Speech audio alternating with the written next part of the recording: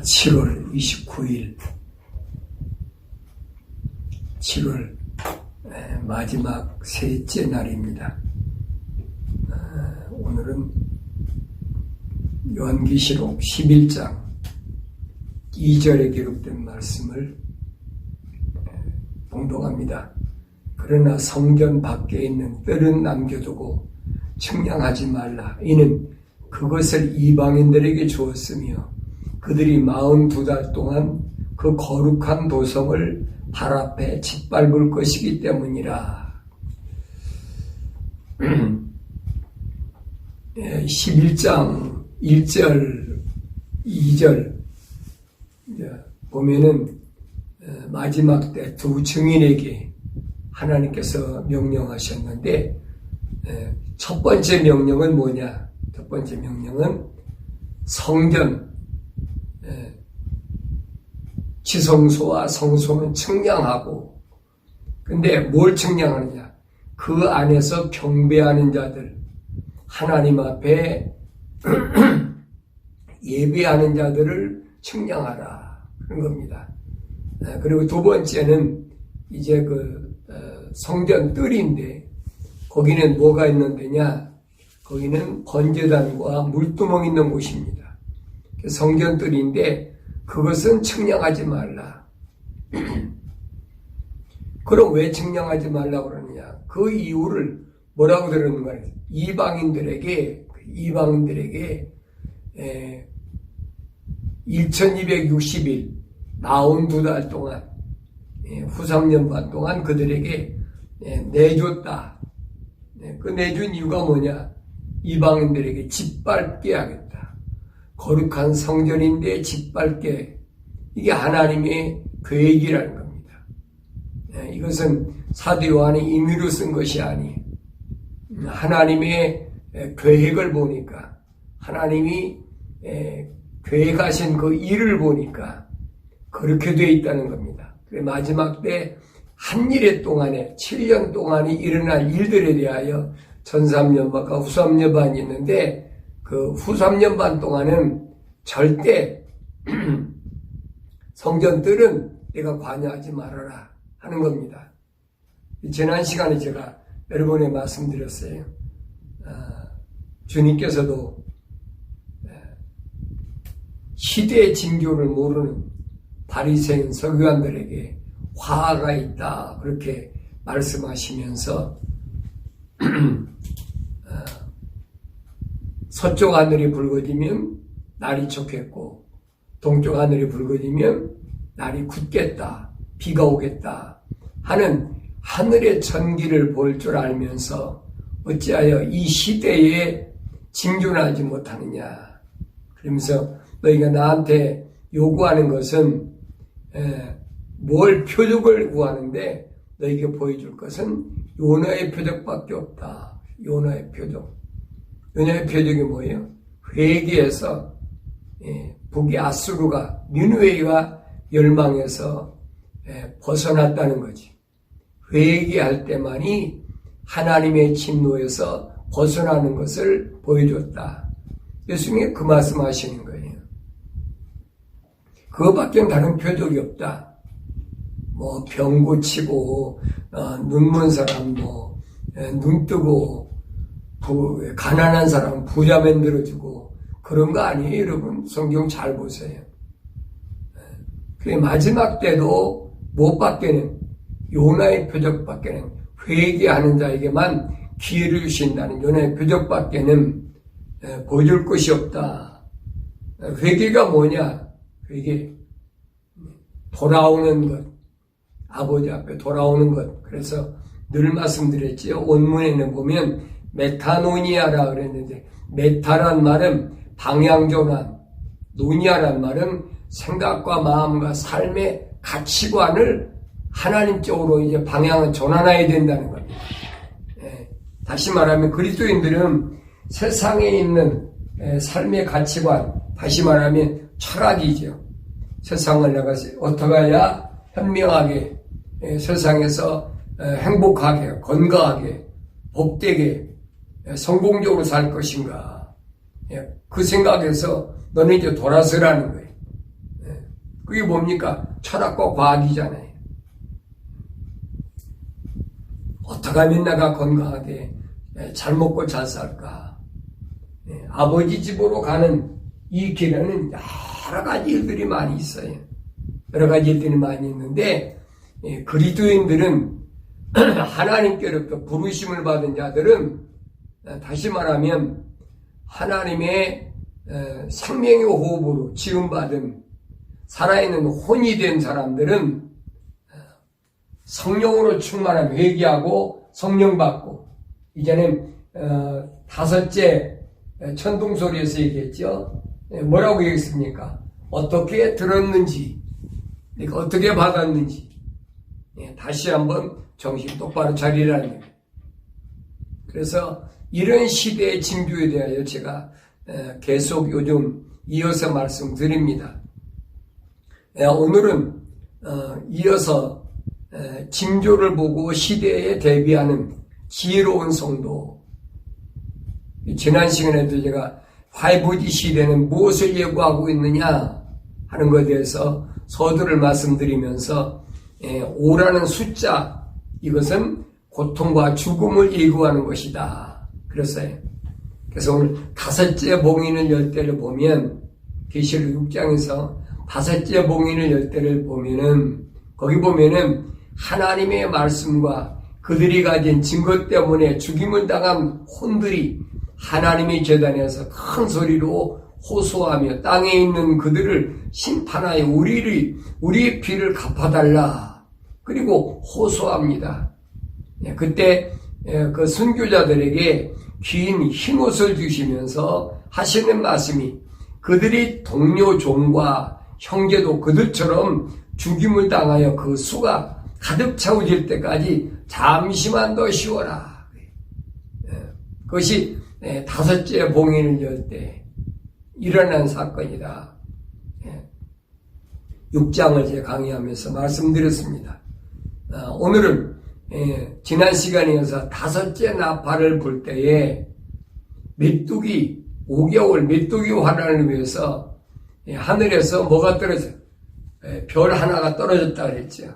그 별이 떨어질 때 보니까 하늘에서 내려온 것이 아니라 떨어졌다.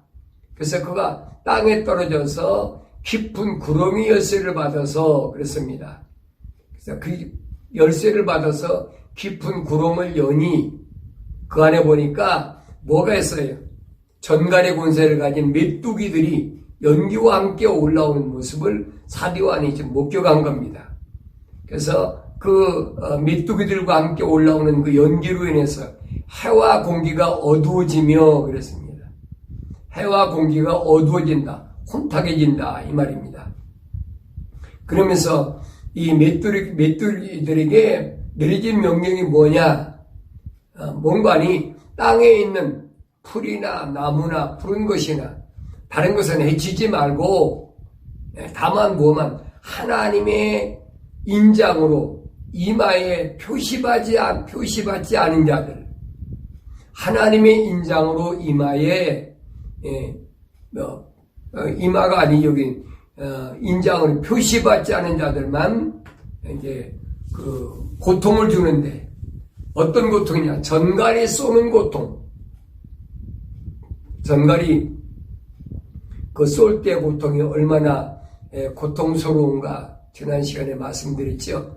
독사, 살모사보다 몇 배 독이 더 강하다. 그랬어요. 몇 배 강한 독사, 살모사의 독보다 몇 배 강한 이 전갈이 쏘는 고통을 얼마? 5개월 동안만 주라. 그랬어요. 이게 5개월 동안이니까 여러분 얼마나 엄청난 겁니까? 5개월이면 얼마예요? 150일이잖아요. 5개월 동안 150일이면 뭘 가르칩니까? 노아 방주가 홍수로 얼마에 있어서 150일 또 있었잖아요. 예수님 그래서 인자의 때 노아의 때와 같다는 말씀, 그 말씀이에요. 이게 무슨 말씀인가 여러분 아셔야 돼요. 그런데 사람이 죽기를 구하여도 그랬어요. 죽기를 구하여도 죽음이 그들 피하리라.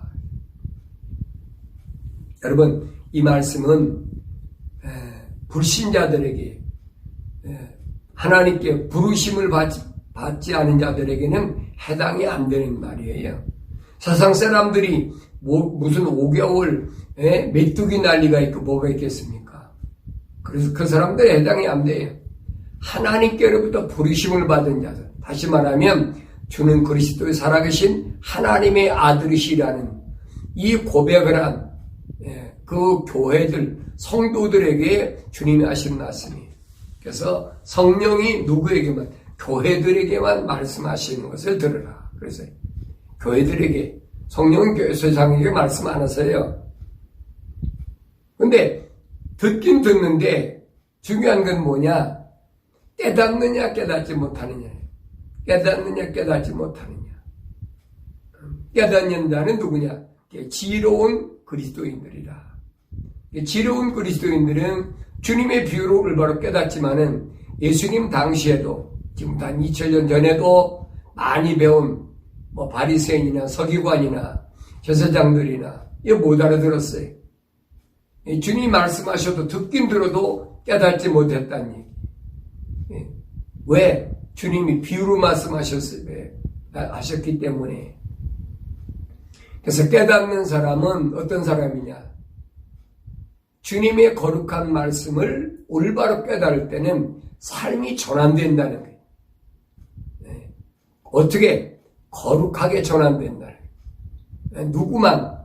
부르심을 받은 자들에게만. 그 부르심을 받은 자들 안에서도 누구냐?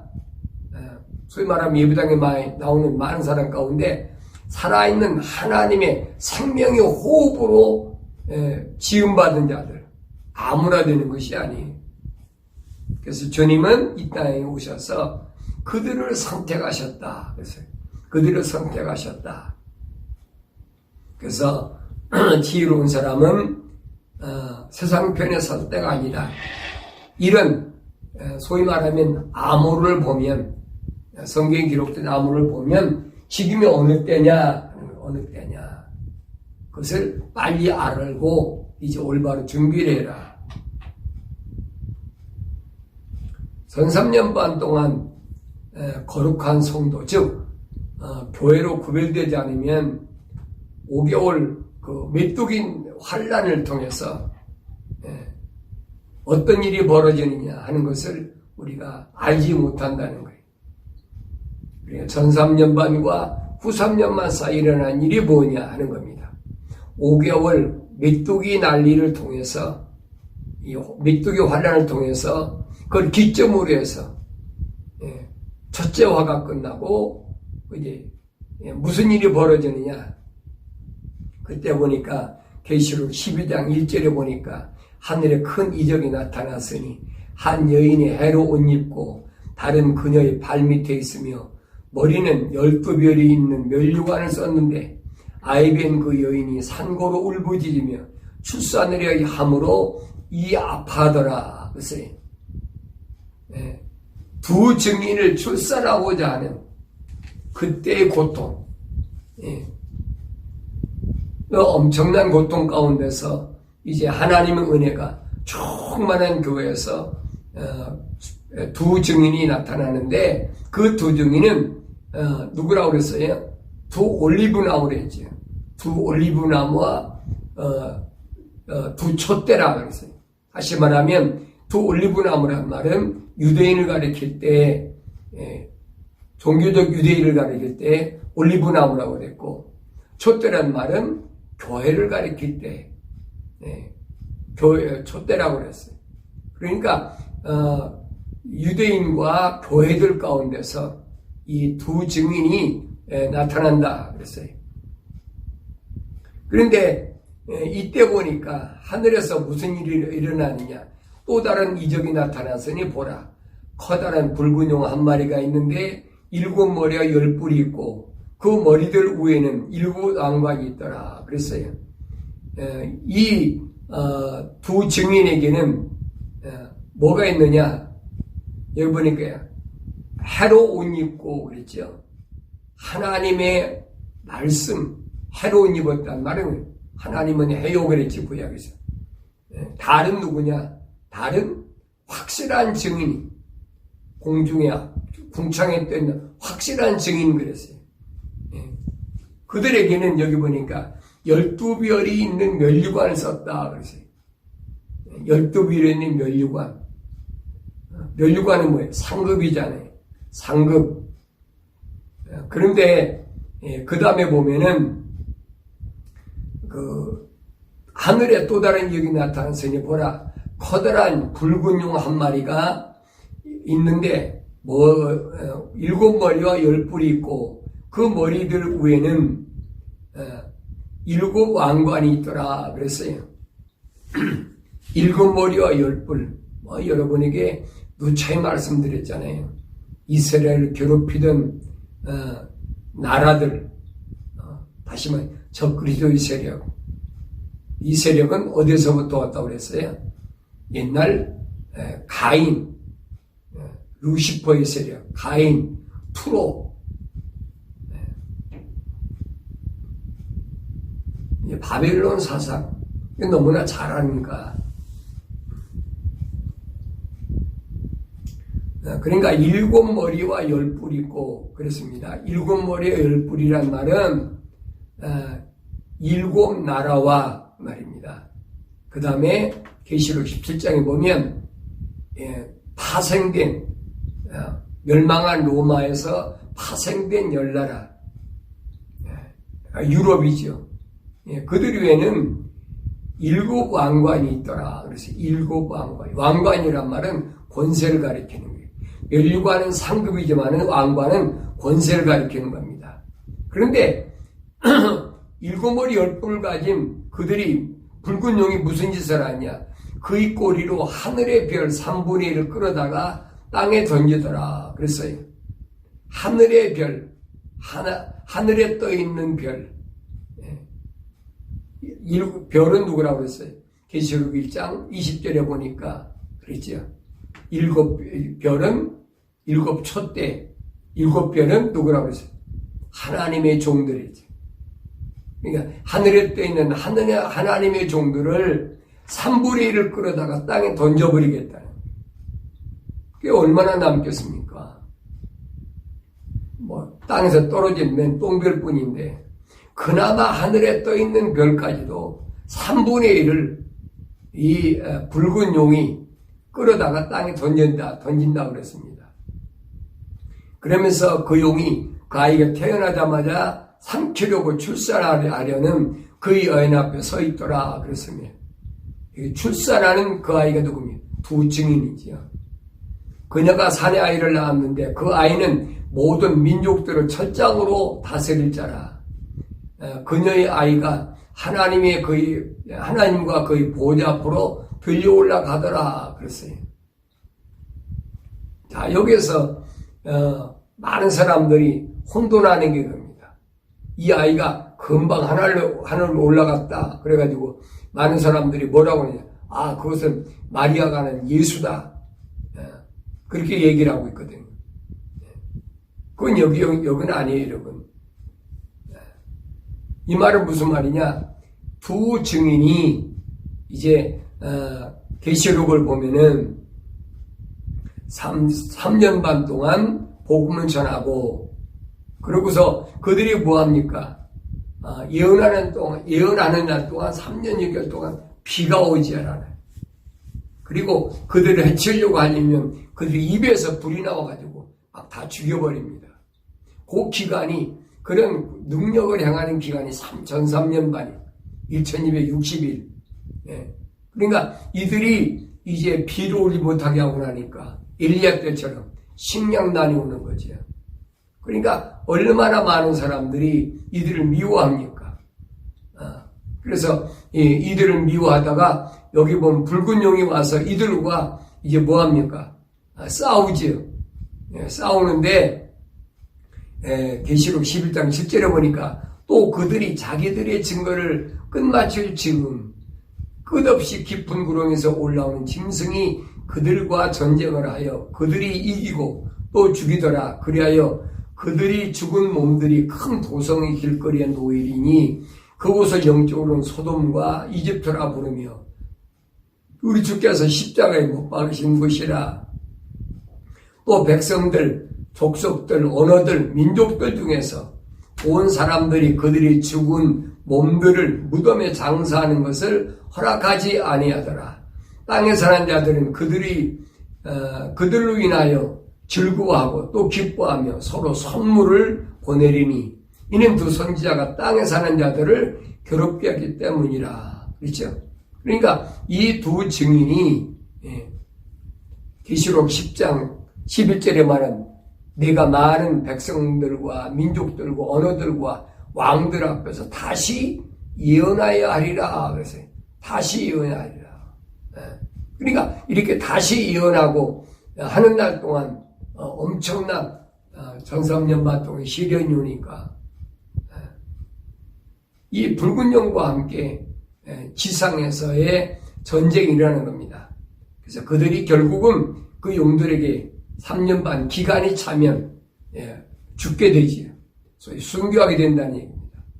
그래서 그들이 사흘 반 동안 이제 길거리 뭐 장사도 장례도 못 지내게 하니까 사흘 반 동안 길거리에 놓여 있다가 많은 사람들은 뭐 기뻐하고 즐거워하고 그것도 잘 죽었다. 세상을 괴롭게 하던 자들이니까 잘 죽었다라고 기뻐하고 뭐 여기 보니 성경에는 서로 선물을 주고받는다고 하지 있어요. 얼마나 기뻐하면 최고로 세상에서 기쁨을 만끽하는 거지요. 근데 사흘 반 후에 하나님께로부터 그 생명의 영이 그들에게로 들어가니 그들이 자기 발로 서더라. 그러자 그들을 바라보던 자들에게 큰 두려움이 임하더라. 그들이 하늘로부터 나는 큰 음성을 들었는데 그들에게 말하기 이리 올라오라 하므로 그들이 구름을 타고 하늘로 올라가니 그들이 원수들이 그들을 바라보더라. 이거 아주 멋진 장면이죠. 1300년 동안에는 그 입에서 불이 나와가지고 그 1260일 동안 예언하는 동안 해코지 하려는들 다 죽여버리잖아요. 그러나 하나님께서 기한을 두셨어요. 어느 때까지 그런 능력 행하는 것이 아니에요. 그 기간이 1300년 반이다. 그리고 그들은 결국은 순교하고 사흘 반 동안 시체가 길거리에 놓여 있다가 하늘에서부터 생명의 영이 그들로 들어가서 그들이 자기 발로 서더라. 자기 발로. 그러자 그들을 바라보는 자들이 크게 두려워하는데 그때 하늘로부터 음성이 이리 올라오라 하므로 그들이 구름을 타고 하늘로 올라가니 그들이 원수들이 그들을 바라보더라. 여러분, 그러니까 늘 말씀드리는 게 1300년 반 전에 환란전 추구한다. 세대주의자들이 떠드는 거 혼탁한 것에 빠지면 안 돼. 성경 어디도 없어요. 그들이 주장하는 것은 그 계시록 4장에 보면은 이제 누구한테 얘기를 합니까? 사도 요한에게 이리 오라, 올라오라. 왜 올라오라고 그랬느냐? 그 올라오라는 걸 보면은 이후에 일어날 큰 일들을 내가 보여주겠다라고 해서 이리 올라오라고 그랬는데 그게 교회의 주거다. 거짓말을 했어요. 세대주의자들이 하는 거짓말이에요. 여러분, 이리 올라오라는 말은 휴거란 말은 없어요. 하나님께서 하나님 영으로 1300년 반의 두 증인들이 용과 싸워서 죽은 후에 하나님의 생명이 들어와 가지고 그들이 일어섰을 때 하늘에서부터 이리 올라오라는 하나님 음성을 듣고 그들이 구름을 타고 하늘로 올라가더라 그랬어요. 이런 사건을 위해서 지금 모든 나라에서 준비를 하고 있는데 이게 앞으로 되어질 일이죠. 그러니까 앞으로 되어질 이 일을 위해서 지금 세상이 준비하고 있는데 미국에서는 어떻게 준비가 이루어지고 있느냐 하는 겁니다. 미국에서는 미국 사는 분들은 영어를 잘하시는 분은 너무 잘하실 거예요. 미국에서 모든 그 최고의 그 기술 이런 기술연구원이 있는데 그것이 어디냐? 미국의 고등국방기술연구원이라 영어로는 달파라 그러지요. 뭐 오래전에 많이 들으셨을 거예요. 이 달파라는 곳에는 나사도 통제하는 곳입니다. 그러니까 미국의 모든 첨단 기술은 민간인이 하는 것 같아도 사실은 아니에요. 미국 군에서 소위 말하면은 달파라는 미국 고등 국방기술연구원 여기서 다 최고 첨단의 모든 기술을 다 컨트롤하고 만들어내고 하는 겁니다.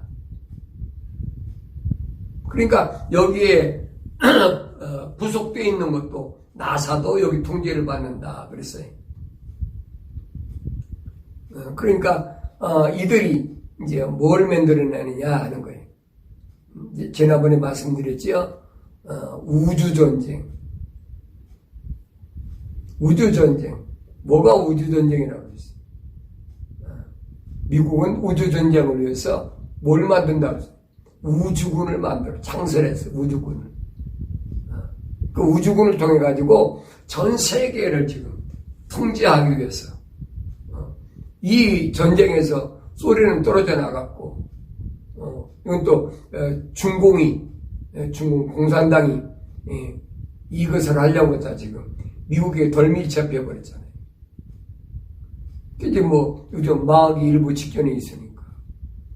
그리고 미국에서는 이미 우주군을 창설했어요. 트럼프가. 그래가지고 이들이 뭘 만들어내느냐? 앞으로 세계를 지배할 세상의 모든 것들을 다 통제할 수 있는 이런 것을 만드는 과정이 있단 말이에요. 그래가지고 60년대부터 70년대에 처음에 만든 것이 바코드라는 걸 만들었어요. 여러분 상품에 많이 있잖아요. 바코드. 막대기로 된 컴퓨터 코드 숫자 읽는 거. 바코드를 그게 벌써 60, 70년대 만들어서 미국에서는 군인들에게 먼저 사용해 봤습니다. 이 얼마만큼 통제가 되나. 그래가지고 통제가 되니까 그 다음에 어떠세요? 모든 상품에다가 그걸 넣어가지고 사용을 했어요. 상품들이 전부 바코드가 있잖아요. 그 다음에 나온 것이 뭐냐면 그거보다 좀 진화된 것이 뭐냐? QR 코드라는 거예요. 더 많은 양을 집어넣을 수 있는 거예요. 바코드는 뭐 18자리까지밖에 못 만들어요. 못 집어넣어요. 모든 정보를 18가지밖에. 그런데 QR코드는 무려 몇 가지? 70에서 100가지까지 집어넣을 수 있어요. 그걸 만들었다고 그래요. 지난번에 말씀드렸잖아요. 2000년대 초에 한국 사람이 미국에 교수로 한 권사님 아들인데 저한테 QR코드를 가져왔는데 처음 봤다고 그랬잖아요. 그걸 와서 전 세계 16개국에다가 자기 특허 출원했는데 앞으로 목사님 이게 잘 되게 기도 좀 해달라고. 난 뭔지도 몰랐죠. 2000년대 초거든요. 그 다음에 나온 것이 뭐냐? 그 다음에 나온 것이 의료를 위해서 모든 사람들에게 의료 지원을 위해서 벨리칩을 만들었다. 벨리칩. 그래서 벨리칩을 만들어가지고 그 안에다가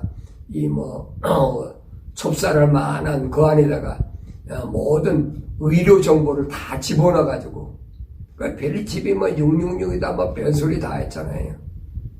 그게 벌써 2004년도에 나왔어요. 그런데 이제 그 벨리칩을 가지고 받느냐 안 받느냐 하고 많은 사람들은 벨리칩에 사용하는 것이 얼마나 좋으냐. 거기다가 개인의 건강 정보를 다 집어넣으니까. 그래가지고 그 담당 의사가 컴퓨터로 가지고 그걸 가지고 다 체크하는 겁니다.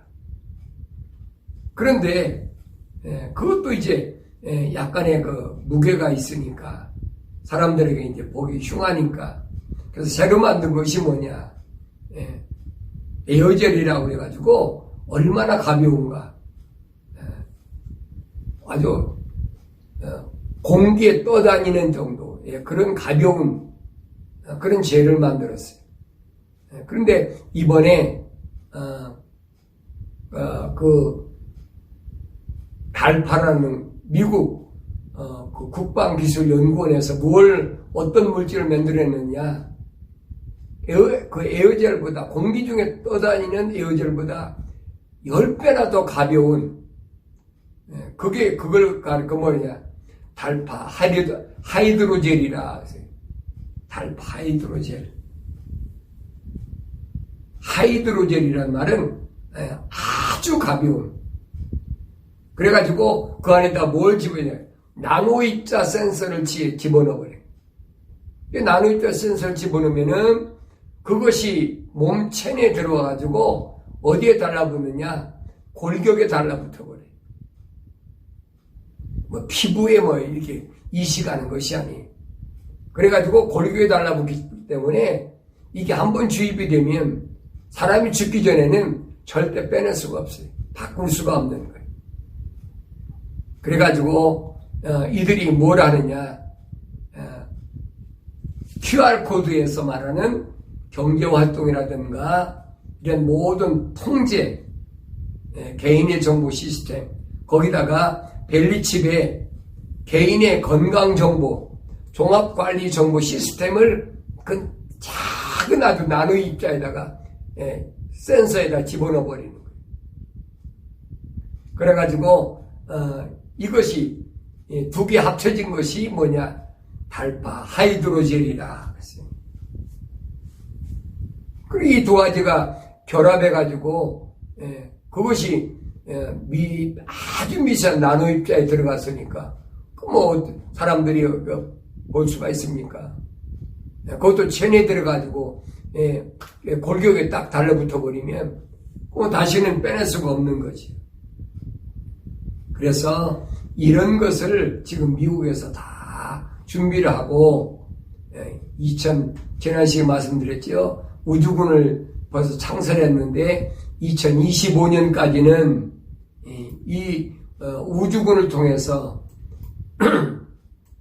뭘 하느냐? 인공위성을 약 3만 개까지를 쏘아 올려가지고 그래서 전 세계를 이제 통제하겠다 하는 것이 이들의 계획인데 이것은 인간 통제 시스템이죠. 그래서 모든 국민들이 다 사람들이 사용하게 되었어요.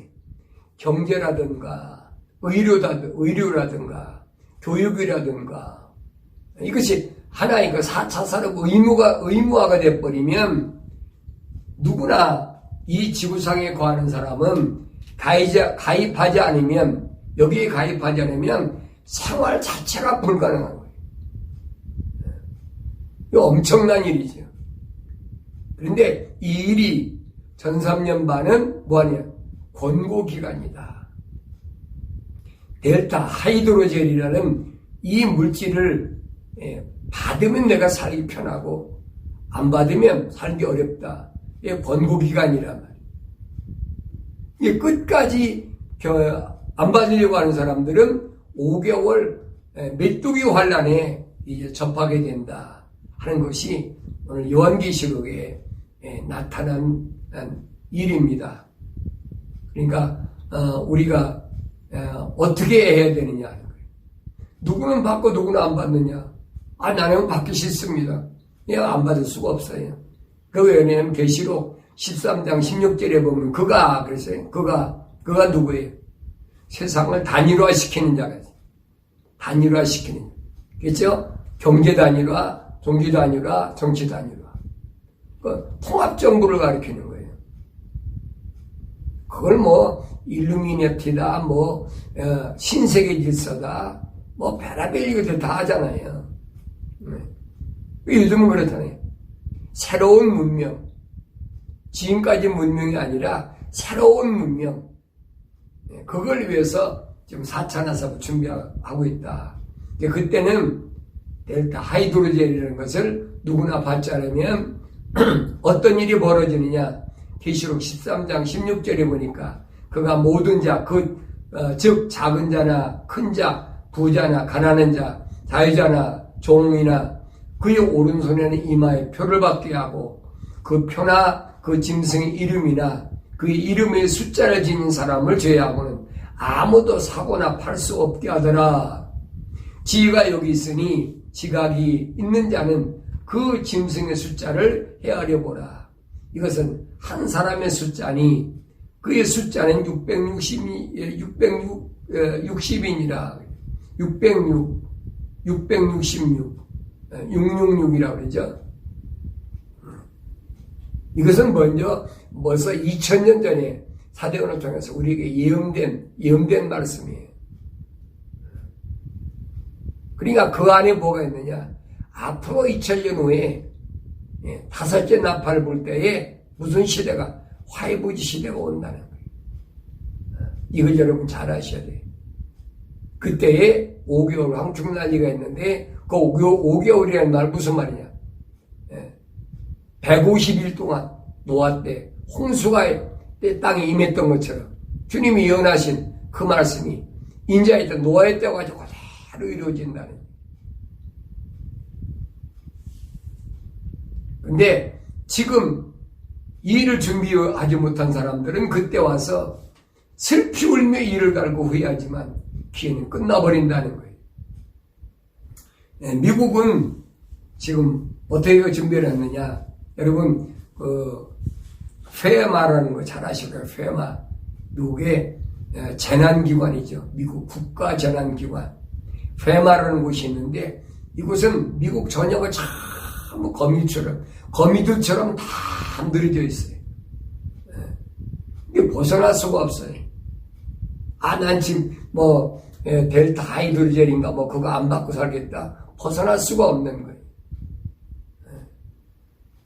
이런 것들이 미국에서 지금 그렇게 페마라는 국가 재난기관이 준비됐듯이 앞으로 전 세계가 다 준비가 된다. 그것이 얼마나 남았느냐. 너무나 빨리 되는 거죠. 급속하게 돼, 급속하게. 상상을 초월해. 그러니까 여러분, 세상에 지금 5G 시대가 와가지고 얼마나 급속하게 스마트 시대라. 살기 좋지요. 얼마나 좋아요. 우주에 여러분 3만 개 위성이 깔려 있어 봐요. 거기 센서가 있다 그러면 자동차 운전하는 거 그게 어려운 거 없어요. 힘들 거 없어요. 거기서 다 컨트롤해 주니까 얼마나 살기 좋아요. 살기 좋다 편안하다. 그때에 갑자기 이 하나님 말씀 모르는 자들에게는 도둑과 같이, 그러나 이 비밀 아는 자들에게는 절대 도둑과 오지 않는다는 거예요. 왜? 준비하라고. 이것이 우리에게 주어진 신호다. 이것을 여러분이 올바로 아셔야 됩니다. 그래서 이 준비하는 방법은 그리스도인 두려워해서는 안 돼. 하나님의 사람들은 택함받은 거룩한 교회들은 두려워할 필요가 없어요. 왜? 우리에겐 뭐가 있느냐? 회개라는 아주 중요한 키가 있잖아요. 회개만 하면 끝나는 거예요. 그러니까 첫째도 둘째도 셋째도 회개밖에 없어요. 회개하면 어떻게 했냐? 거룩한 삶을 살게 돼요. 마지막 거룩한 삶을 살아가는 기회예요. 그 기회를 놓치지 말라. 그래서 여러분들에게 이 말씀을 드리면서 바울 사도가 에베소 5장 26절에서 이는 그가 교회를 말씀에 의한 물로 씻어 거룩하게 하시고 깨끗하게 하사 자기 앞에 영광스러운 교회로 나타내서 점이나 주름진 것이나 또한 그러한 것들이 없고 거룩하고 흠없게 하려 하심이라 그랬어요. 교회를 말씀에 의한 물로 씻어. 말씀이 뭐예요? 약속과 명령이라고 그랬잖아요. 그걸로 실천해야 돼. 빨리 돌이켜야 돼. 그 돌이켜졌을 때만이 거룩하게 됩니다. 깨끗하게 됩니다. 그래서 주님 앞에 마지막 때 주님 재림하실 때 영광스러운 교회 신부 나타나는데 그 영광스러운 신부는 누구냐? 점이나 주름진 것이나 또한 그러한 것들이 없는 흠이 없는 거룩한 신부로 주님이 그래서 이런 일을 준비하고 계셨다 하는 것을 여러분이 기억하시고 절대 이런 일이 준비됐다고 그래가지고 마음에 여러분들이 무슨 스트레스를 받고 그렇잖아요. 자기가 원하는 거 아니면 스트레스 받았다 그거 아니잖아요. 오히려 소망을 가지시고 그렇구나.